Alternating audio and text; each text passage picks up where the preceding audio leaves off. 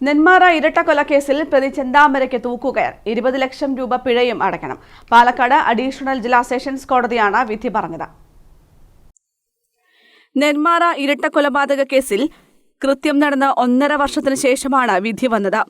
പിഴത്തുക കൊല്ലപ്പെട്ട സുധാകരന്റെ മക്കൾക്ക് നൽകാനാണ് പാലക്കാട് അഡീഷണൽ ജില്ലാ സെഷൻസ് കോടതി ഉത്തരവിട്ടത്.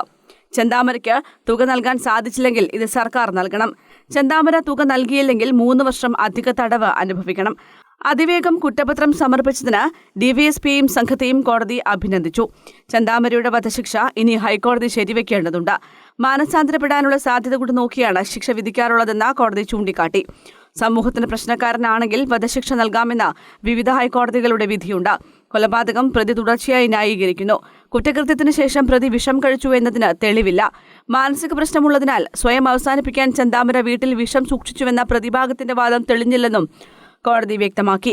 പ്രതി ചെന്താമര കുറ്റക്കാരനാണെന്ന് കോടതി കണ്ടെത്തിയിരുന്നു. ശിക്ഷാവിധിയിന്മേൽ വാദം കേട്ട ശേഷം വിധി പറയാൻ മാറ്റുകയായിരുന്നു. ബാക്കിയുള്ളവരുടെ ജീവന് കൂടി ഭീഷണിയാകുന്ന പ്രതിക്ക് പരമാവധി ശിക്ഷ നൽകണമെന്നായിരുന്നു പ്രോസിക്യൂഷൻ വാദം.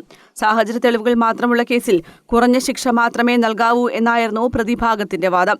2025 ജനുവരി 27 പോത്തുണ്ടി ബോയൻ നഗർ സ്വദേശി സുധാകരനെയും അമ്മ ലക്ഷ്മിയെയും കൊലപ്പെടുത്തിയ കേസിലാണ് കോടതി വിധി പറഞ്ഞത്. News desk, Kannur vision.